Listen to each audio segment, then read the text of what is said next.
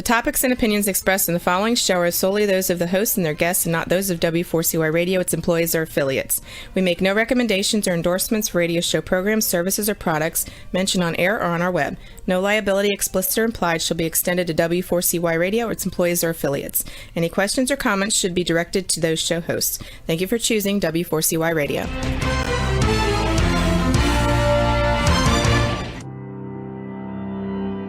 Welcome to Leadership for Life with Gina Gardner on W4CY Radio and Talk4 TV. Join your host, who is a multiple #1 international best-selling author, motivational speaker, empowerment and transformational leadership coach and trainer. She's the founder of Genuinely-You and has 30 years experience of helping people step into their genuine, authentic power. And now, here is Gina Gardner, your host of Leadership for Life. Hello there, and welcome to today's show. And as always, I've got an amazing guest for you, Andrew Pancholi. I've known him since 2006, and I'm really looking forward to our discussion, which is all based on patterns. Now, I was out in the garden this morning. I was out quite early, and I was cutting shrubs and weeding. And one of the things that you notice is that there are patterns in everything. Nature has a pattern in terms of the seasons, in terms of the way in which seeds are arranged, leaves are arranged. And we have patterns. And sometimes our patterns are very constructive and empowering and helpful. And other times they are quite the opposite. Working with many clients, one of the things that I have recognized is that most people are completely oblivious to the patterns that they demonstrate on a day-by-day basis. And I'll give you an example. I was having lunch with someone very recently, and they were talking about their partner and how he had a certain way of behaving when he was stressed and how that then irritated her. And as we were talking, I would smile to myself, not at the situation, but in helping her recognize that there were patterns of behavior. It was then possible for her to think about, well, I can't change his pattern, but I can change my pattern of responses. We've talked a lot in this show about you becoming the journalist of your own life, really taking notice of the patterns that happen in your life. And in doing so, you then move from unconsciously, habitually behaving to behaving in a way that is conscious and gives you the opportunity to take radical responsibility for your actions, your words, your way of being, your emotions, or not. But if you're not aware of the patterns, then, and they're happening habitually, then there's really nothing that you can do.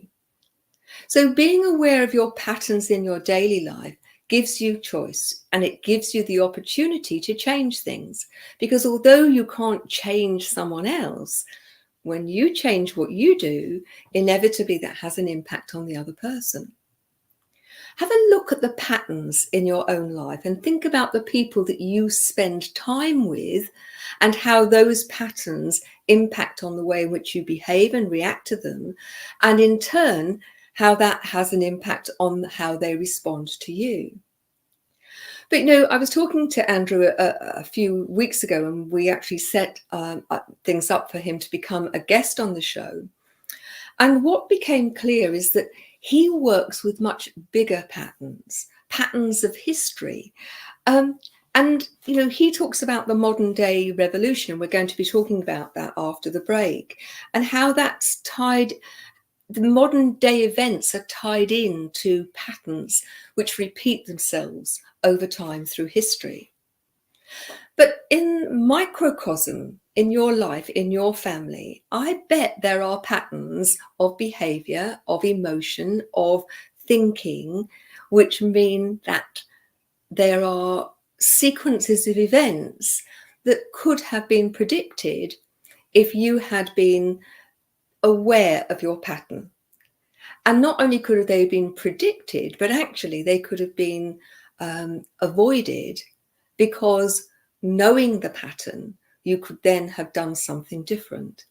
And for me, the power of understanding patterns, whether they're in the microcosm of your daily life or on the world stage, and be really interested to know what Andrew has to say, is that if we note those patterns, if we are aware of them, then we have the opportunity to choose to do something different.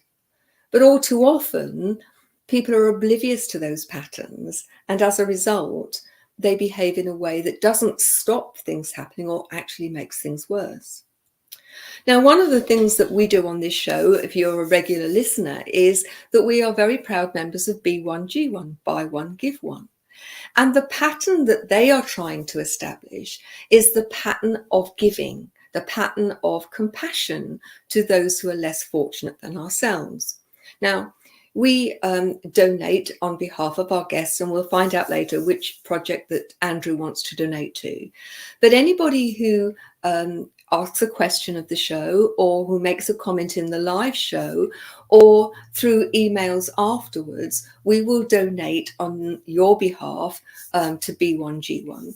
And in doing so, what we're trying to do is to not only make sure that our own pattern of giving is established, but that we also help other people recognize that they can have a pattern of helping other people who are far less fortunate than themselves. Now, in the UK on Friday, we had comic relief, and it was an opportunity for people to give to a whole range of projects. Interestingly, people are very often good at the one-offs. You know, there is a crisis and people will donate. That there is a big charitable event and people will donate. But B1G1 tries to establish a very different way of giving, and that's to have a pattern of giving.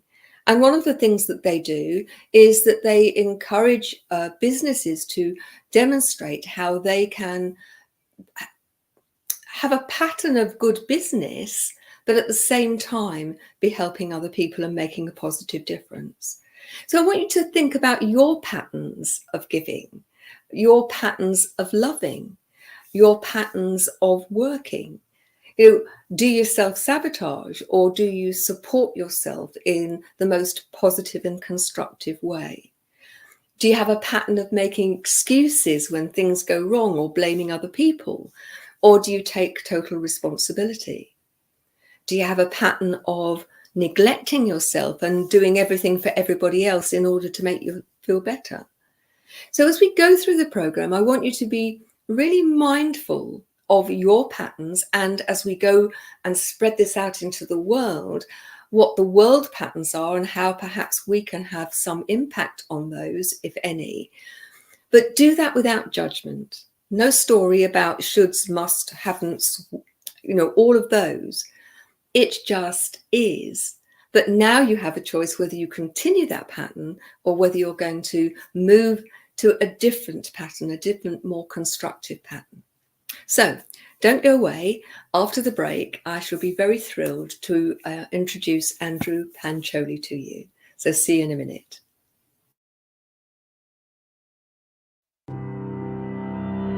You have been listening to Gina Gardner on Leadership for Life. We'll be back after this quick break.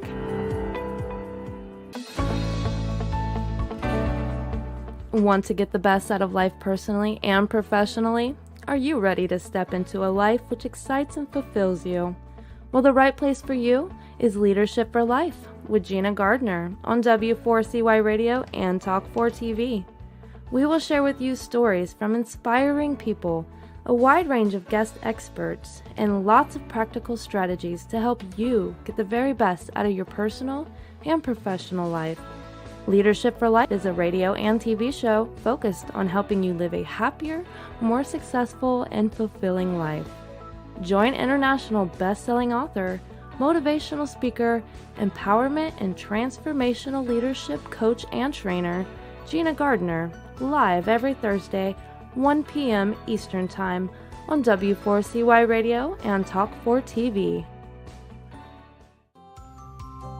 Become the leader of your own life. Gina Gardner's #1 international best-selling book, Thriving Not Surviving: The 5 Secret Pathways to Happiness, Success, and Fulfillment, provides you with the foundational principles on which to become the best leader of your own life. It's available as an ebook, paperback, hardback, and as an audio from genuinely-u.com, or also from Amazon. Every one of the principles have been proven to work for the countless people who have used them, including the author. Now, let's put them to work for you. If you're ready to discover your true leadership life design, accelerate your journey with an invitation to join Gina for Leadership for Life VIP Day. Choose your journey of self-discovery where Gina will help you navigate your way to happiness, success, and fulfillment. To find out more, email Gina at genuinely-u.com.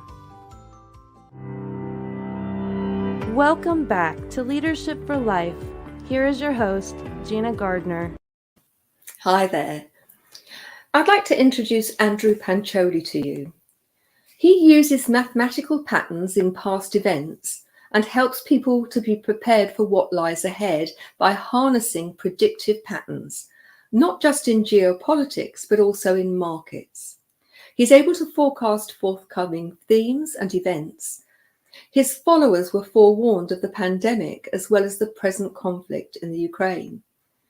Andrew is the creator of the Market Timing Report and sits on the board of the Foundation for the Study of Cycles set up by the US presidency. I'm thrilled to be able to introduce Andrew Pancholi to you. Thank you, Gina. It's a pleasure to be here. Thank you very much.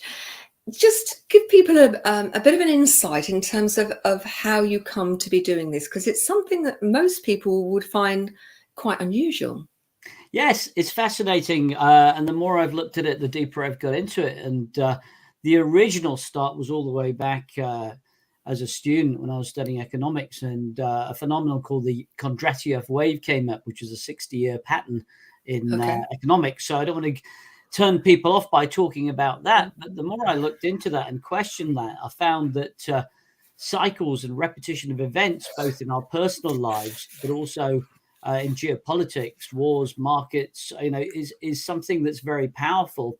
And in fact, to tie it in completely with what you were saying in the first part of your show here, understanding that gives us a huge amount of empowerment.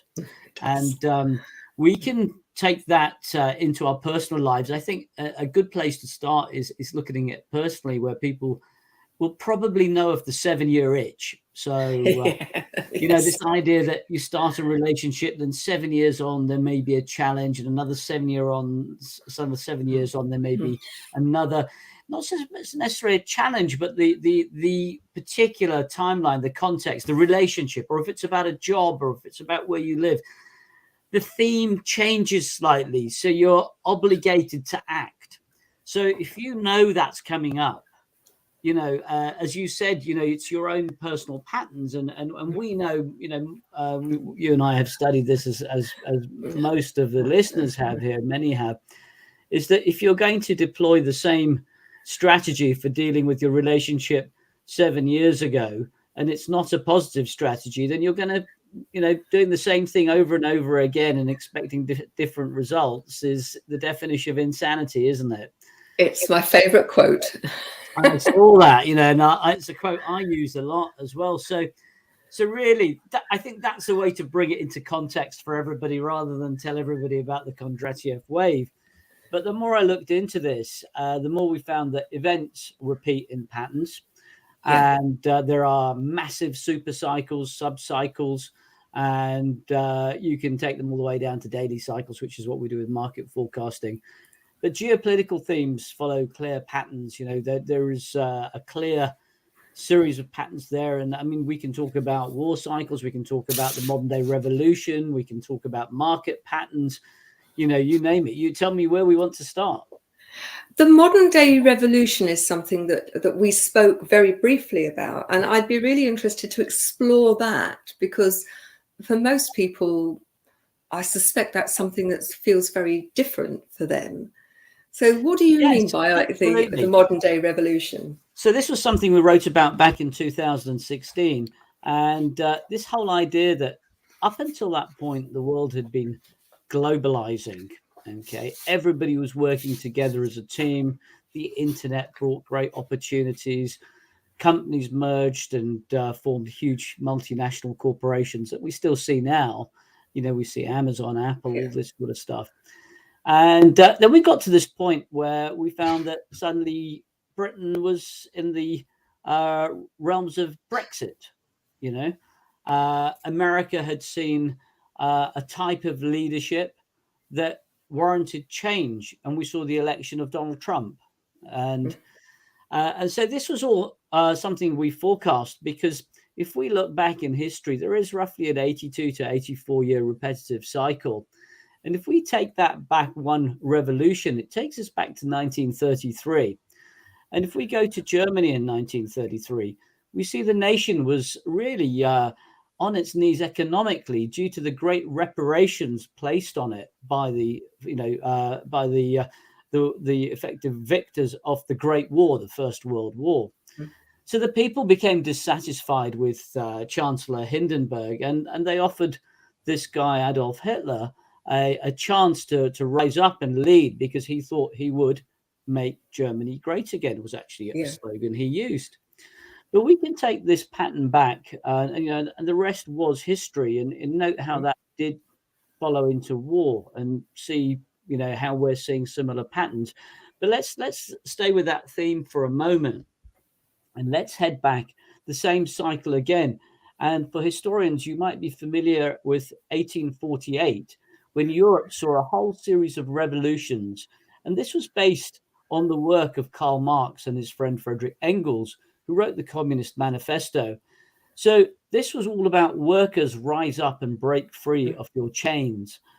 And the basis of this was that Europe, and especially Britain, even Britain had a minor revolution, but every country had a revolution in 1848. All these countries had moved from an agrarian agricultural society into the Industrial Revolution. And few were taking advantage of the masses who were working in almost intolerable conditions, or not even almost, actually intolerable conditions. So the rich got super rich and the poor were poor. And, what are we seeing now with billionaires, mega billionaires? But the story doesn't stop there, because we can then take that cycle all the way back, and it takes us to the Stamp Act in 1765, and we're over in America now. So when we look at this, we see that basically the colonies were expanding with, and Britain wants its taxes from all these areas, and of course the settlers are getting fed up of this. So the Stamp Act, which was basically an increase in duties levied upon the American people, really precipitated this swing from 1765 into the Declaration of Independence in, the 4th of July, 1776, and subsequently the Battle of Yorktown, which basically dismissed the British from America. So we have these three waves, and those waves together come to around about 250 years.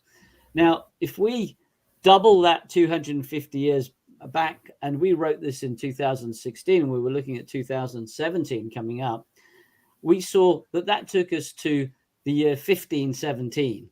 Okay. And on the 31st of October, on what's now Halloween, 1517. Right. Yeah. Martin Luther nailed his 95 Theses to the church door in Wittenberg, challenged the Pope, thus starting the Reformation. So if we look, we have a 500-year cycle falling towards the back end of the last decade. Then we have these various minor, well, they're not minor, they're roughly 82 to 84 years apart, cycles all coming together. Yeah.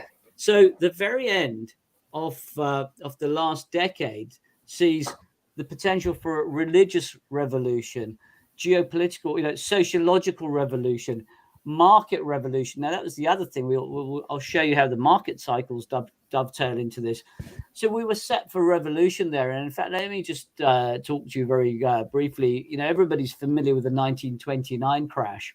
And there is another set of cycles, 90 years in the 45-year half cycle. So if we take 1929, and move forward 90 years, that took us to 2019. But if you go back from 1929, 90 years, that takes you to 1839. And between 1837 to 1842, America saw a huge decline. The market sold off over 70% in this 5-year stock collapse. So we knew to expect something in 2019. And in fact, the top actually came in just 6 weeks later, which is 4,600, it's 6 weeks out in 4,600 weeks, where we saw a top around about mid-February. I think it was the 14th, 15th of February, 2020. And the stock market sold off around about 34%. So that's how we see all these cycles coming together. So does that answer the first part of it before we go into that's the modern day revolution that we've seen there? I suppose what strikes me is that having the facility to see those cycles and to actually recognize those cycles have happened is one thing. But you probably know me well enough to think that I'm always into solution mode. So we recognize that these things are happening and the patterns are there. How can we as individuals and collectively, we harness that knowledge to break the negative cycles and to increase the capacity to have more positive things happening? So this is all about empowerment through self-awareness. Okay. So when we look, so I'm going to get a little bit contentious here, but if we go into Wall Street or the city in London or whatever, the brokers, or if we look at leaders in other industries, pharma always comes up. But I don't want to point finger. What I'm really saying is that those in charge tend to control for their own interests. That's the key point. Okay. So, and whether it's right or wrong is a different argument. I'm just here to highlight patterns, and cycles. So, you feel then that self-appointed experts are able to guide you better. And many people will have seen issues with their savings, pensions, 401ks, and they felt their brokers haven't served them well. So the idea is that if you know these patterns are coming up, you can harness this potential to not just become enlightened and take, and harness your advantage, but you can help lead others. Yeah. So, it's very much, like sailing on the high seas, but letting the waves do the hard work and being in sync with the waves, not trying to fight them and risk drowning. So that's really the optimum way of looking at it, is that actually realize we're all part of this massive play of the universe of mathematics. You talked in the opening session about being in the garden, the petals of the flowers in your garden and my garden here, the backyard, as you'd say in America, they form set patterns based on Fibonacci sequences. They do indeed. And Fibonacci sequences repeat in time. So in a world where somebody wasn't trying to force something on you, i.e. buy my such and such savings package, I know I'm right, and then something goes wrong. Oh, well, that was a black swan event that nobody could have predicted. There is no such thing as a black swan. It's just a cycle that other people hadn't seen. Yeah. And of course, if you want to control people, i.e. I don't want to say the dark forces, the lesser forces, they don't want you to know all this information, No. Because knowledge is power. Yeah. So I hope that answers your question, is that by being self-empowered, and you can then harness the stuff, you can lead the way, and you can then tune out of the noise of what everybody else wants, where they're trying to overpower you, as it were, i.e. project their thoughts and aspirations on you. There's a huge amount in here, but there are a couple of things that I'd like to unpick. One of those is around, I believe that everything we do is a choice. Even not choosing is a choice. And it's often when we don't actively choose that the consequences are most far-reaching. And I think what you've highlighted is how people need to take responsibility for asking the question and not assuming that because somebody says I'm an expert, that they are an expert in terms of what's right for you. They might be an expert in what's right for them, but I think for many people, they struggle, particularly around things like, dealing with leaders of, political leaders, financial leaders, in that their sense is, as a small person, what can I do? I'm stuck with this. And I just wondered whether, in terms of people getting accurate, positive information that's in their best interest, what your advice would be. I think it's about validation, which of course is hard to do because the media has biases as well. Yes. So, it's really about, well, is he or she saying something? Do I agree with it? Do I know it's true? Do I, and let's bring another angle. And we're talking about consciousness, and with consciousness comes intuition as well. What's your gut feeling saying? And, I want to bring the quote in from Henry Ford, which is, whether you think you can or whether you think you can't, you're right. Yeah. Okay. So really, it's, and everything I've just said, it could all be rubbish. Go and validate it for yourself. That's it. Yeah. I'm not on any agenda here. I just like talking about cycles, and you very kindly invited me to the show.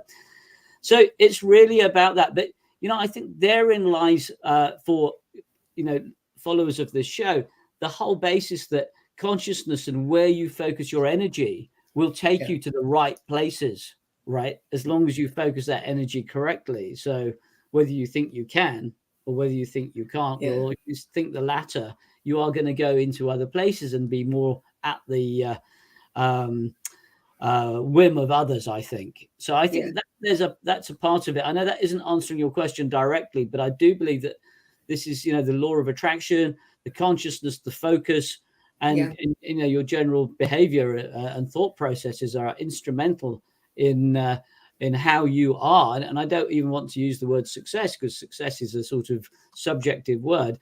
But if you are where you want to be, then you're in a good place.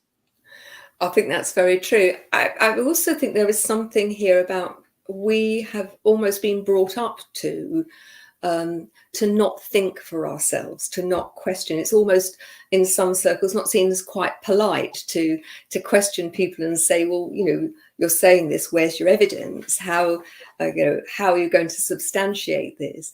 And I think one of the challenges is that, you can say anything with data that you want to, if the data is just presented with none of the supporting evidence. But I'd like to then take this into, you talked about, the quality of leadership, which is my big beef. And you may not be aware, but I have a mission that is to positively impact on 1 million people through the development of enlightened leadership. And for me, that's about conscious leadership, a leadership with heart, with integrity, and where people want to make a positive difference rather than line their own pockets. And I wondered, in terms of, there have been people through history who have come from that place.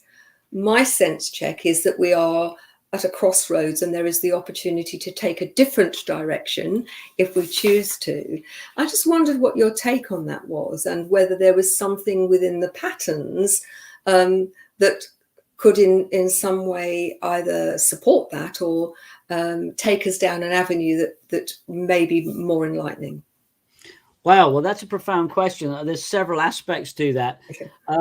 I think, first of all, I think the focus of leadership and the full embodiment and respect of people, and treat everybody how you expect, how you would like to be treated, is the first principle of leadership. I agree. Obviously, there's going to be massive authority gradients because not everybody does the same job. And having said that, this has hit me intuitively that I read about a guy who has a business in Seattle who was earning a phenomenal amount, and then he put everybody on the same salary. He averaged them all out, and it was quite a big salary, $80,000 a year. So the person answering the phone, and he was making millions, and they now have and they said it wouldn't work. And it's actually become one of the most successful businesses. I can't remember specifically what it does. So there is that as one sort of benchmark. But I think, if you understand patterns, then you see the idea of hiding patterns or understanding patterns for abuse, i.e. to use to take advantage of people, is that you don't then want them to see the patterns, right? Absolutely. The expert. So I think, if everybody understands the pattern, And it's a bit like, it's a bit like, let's use a nice example. Say you want to go surfing at the beach. If you know the time the good surf is going to be there, i.e. when the pattern's in play, that's the time you want to go there. You don't want to go there when the tide's out and the surf's bad. So, and then let's put that onto a macro level.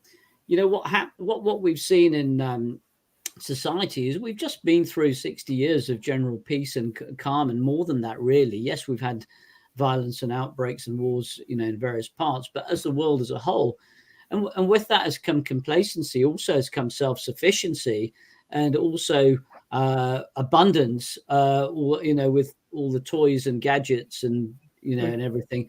And that becomes taken for granted. So at that point, things become more self-focused, and people lose the collective joint will. And that's where things start breaking down, because a community that has a lack of focus because they are self-engrossed can easily be taken over by somebody with other agendas. And they could be positive agendas, but usually not. So and I think these are the patterns that we talked about, the revolutionary cycle, the modern day revolution. There comes a point when people want change. And another nice way of looking at this really is to look at the music industry. And, we can go back and you can see how the disco, the 60s era was replaced by the disco era, by the punk era, and so on. It's a change of theme. People want change. And that's roughly the 7-year cycle coming in that industry as well.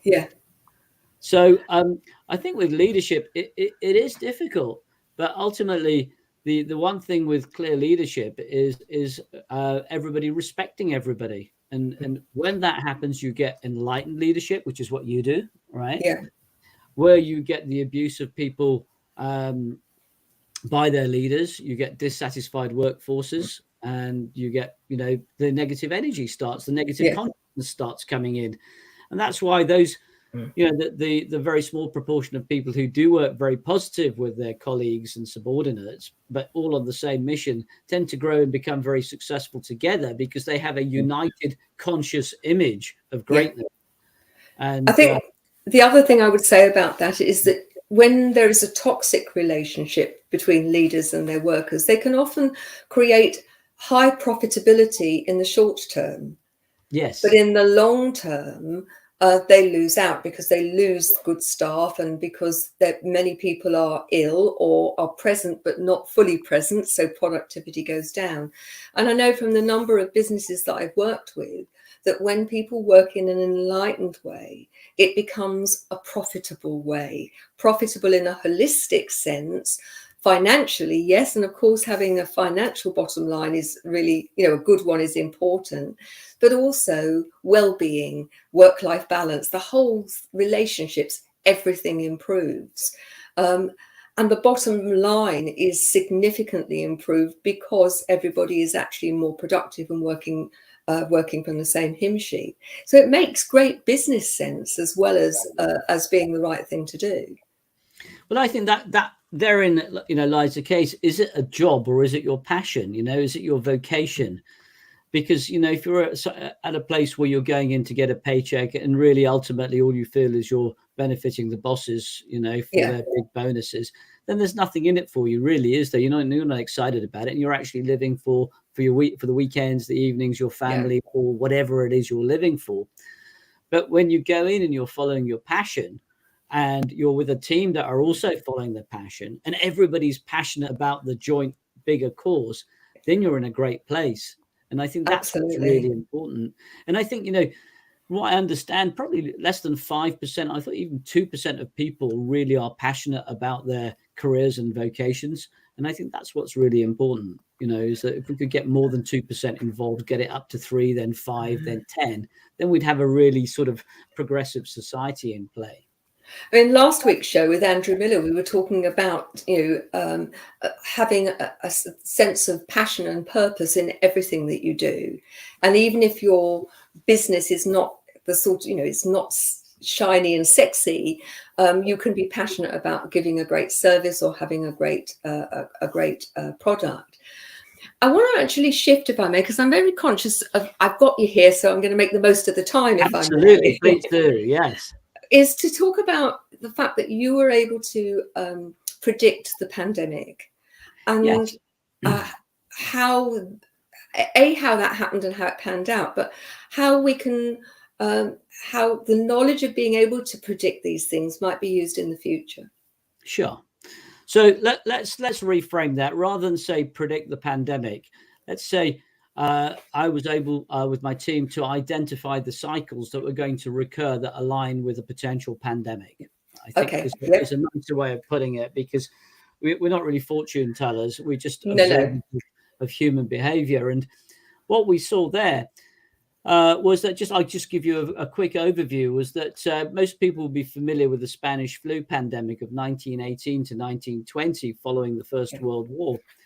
And if you go back another 100 years, we went back to 1719 to 1724, and we saw the first cholera pandemic, it was known at, where cholera broke out in Russia and Asia and spread across Europe, and literally tens of millions of people have died from this virulent strain of cholera.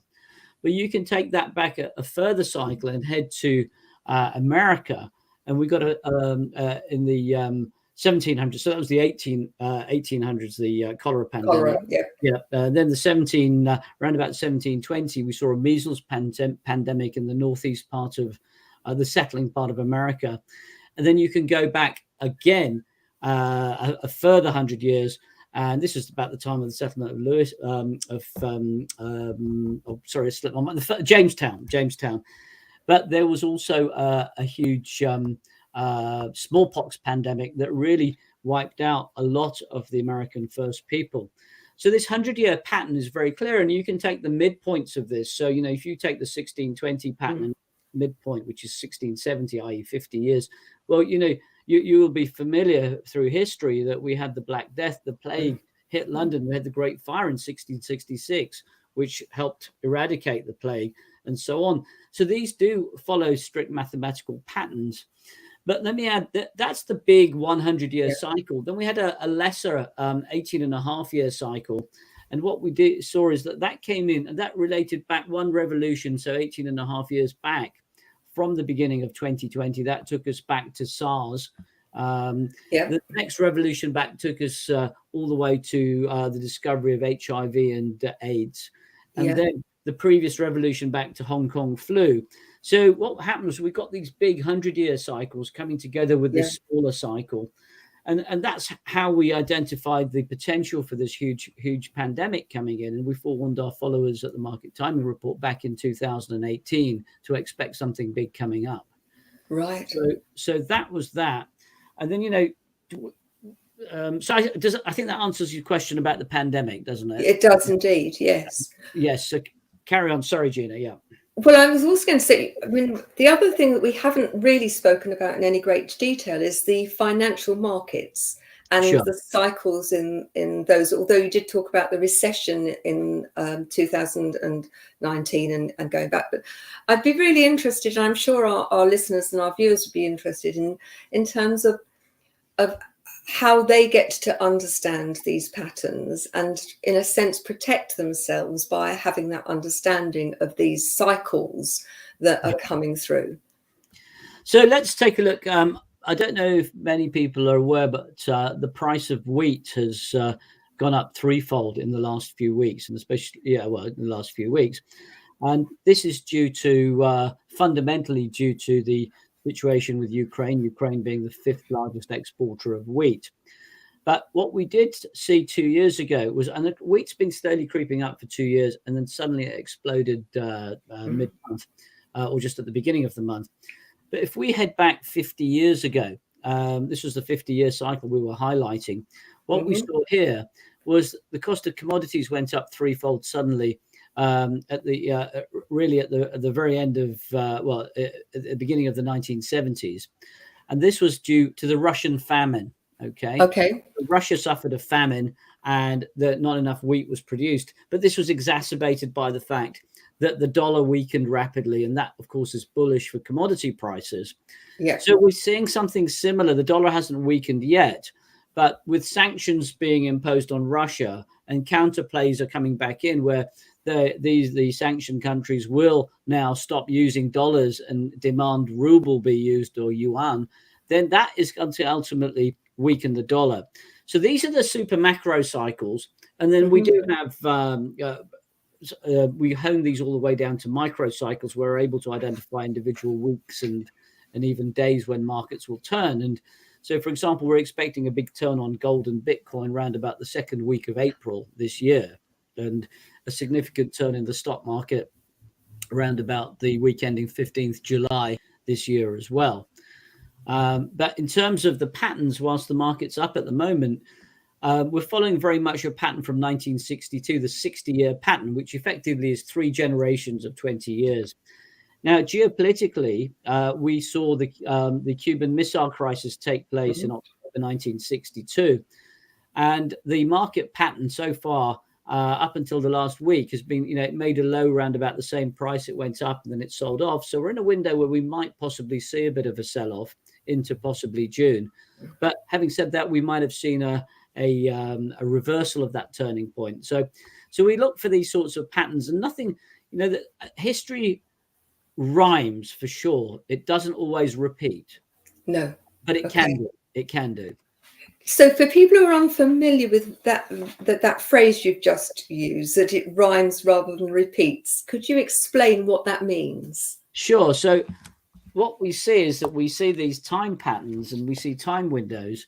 And so, let me give you an example. So, we were talking about war cycles, and, years ending in 1 in each decade tend to see a degree of conflict. So, and I won't go into all of them, but let's take 2001, where we saw the attack on New York. And if you go back, there's been some conflict in years ending in 1 or 2 every decade. And you go all the way back to 1941. And on the 7th of December, Pearl Harbor was attacked. So those 2 points there, 60 years apart, are the only 2 times that America has been attacked on its own soil, if that makes sense. So you can see that those points are very similar conceptually, but the rhyming part is that you can then sort of say, well, actually in 1951, America was involved in the Korean War. 1961, we saw the Bay of Pigs, which wasn't a success for America. 1971 was actually sort of the Vietnam War and an escalation there. 1981 was actually 82, which involved Britain and the Falklands. And then 91 was Operation Desert Storm. So what we're seeing is conflicts, but the outcomes have been different in each of these cases. Some have been beneficial to one nation and less beneficial to that other nation at other times. So history is repeating in the 10-year war cycle, but the victor isn't always the same person, i.e. the event rhymes but doesn't repeat. No. I find it really fascinating, and I'm sure there are people who are listening to this who would like to know more about how they can, what you do for organizations and for governments and so on, and how you can perhaps help them. How would people get hold of you? Okay, well, our main website really focuses around the market timing scenario and our monthly report, the Market Timing Report, and that is at markettimingreport.com, where we do a degree of geopolitical commentary as well as provide turning points for the markets. And we do have businesses using this information for geopolitical strategy, as well as obviously market traders, investors, and hedge funds using that. But if there's more specific things that you want, so all the cycles we've talked about, we've also covered in the report as part of the editorials. And so that's where we are, markettimingreport.com, and you can always get hold of us through there and through support at actually the address is support@cyclesanalysis.com, which is the main company. But Market Timing Report is the easy one to remember, and there is a contact us point there. I think one of the interesting things, I find the whole thing fascinating, is that there is no judgment about the cycles. And I think that's quite helpful. It's not about making anybody right or wrong. It's just about, here are the cycles, be aware of them, and then make your judgments based on your knowledge of previous cycles and the impact that those have had on various things. And I think that's really helpful, because so many people get into the judgment bit and it then becomes very foggy and you can't see the wood for the trees. Yes, and I think, one of the situations there is that you're in a point if you understand cycles, but let's take the installation of President Trump became a very polarizing event for people, and there are strong supporters and strong detractors for that type of leadership and that type of personality. And nobody's right and nobody's wrong. You just have a view. Yes. Right now, there are reasons that Russia is doing what it's doing under Putin, and he has a view, and there's a polar view there as well. But that falls in the same pattern that took us to the outbreak of World War II, and also the next revolution back was the Crimean War, and the next revolution back from that was the American Revolutionary Wars. So we are in these war phases because people have a polarity of views. We get happy times when everybody's agreeing and abundant and generally happy, and then we get conflict, and that's it. It's yin and yang, and we bounce between them. It is absolutely fascinating. Now, we've sort of rolled on, and actually I've just been told we've got 4 minutes left in the show, so I'm not going to go for a break. We're going to continue if I may, but I'd like to just spend a minute. B1G1, you made a choice in terms of one of the projects for this month, and you chose clean water. We in the Western world take clean water for granted, don't we? We go and we turn on the tap and we, here have I got a glass of water. I've just gone to the tap. It's clean. I know it's safe. And so many people in the world still, their children are spending the whole day, and women carrying water from a dirty water source, creating great problems with illness. And so we will donate on your behalf 200 days of clean water.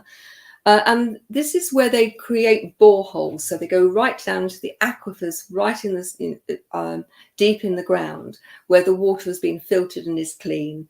And we will donate on your behalf towards creating a new borehole, so that another village in Turkana will have access to clean water. The interesting thing is that by giving clean water in this way, you open all sorts of other opportunities. So instead of the children spending all of the time going to walk to the water with great pots on their head and come back, that enables them to get into education. And so instead of carrying water, they are able to go and have some education, which then can start taking them out of poverty. And so your gift is very, very special. Now, if you're listening and you're a business owner and you're interested in B1G1, you'll find the details of how you can get involved within the show notes. So we've got literally 2 minutes left. And it's just come up on my notes. So, Andrew, in terms of how you use these, the knowledge of the cycles, can you perhaps just share with people how they might use those in an everyday way to help them live the best life that they might? Yeah, sure. So see things as they are. Right now, for example, the media is very intense. Steer away from it. Focus on what it is you want, and the outcomes you want and desire, and don't be detracted by all the noise that's around you. So it's more about consciousness, and that was one of the reasons we chose water, because water represents consciousness. Yes. And what you'll find is that the more in tune you become with consciousness and the less noise you're getting fired at you, the more you're going to align with the natural positive cycles that just rotate around the universe. That seems to me just such good advice. I think that there's so much white noise. Take yourself off into the garden or into a local park and just be quiet. I think we should be called human doings and not human beings, because we very rarely choose to be beings and just allow ourselves to tune into our inner consciousness. So, Andrew, thank you very much for joining us. It's been a fascinating show. Thank you for listening or watching. Do share, because remember, everybody who, as the program is shared, we also donate on that basis to B1G1. Thank you very much for joining us on the show, and do have a great week. Be the leader of your own life. Take care now. Bye-bye. Bye-bye.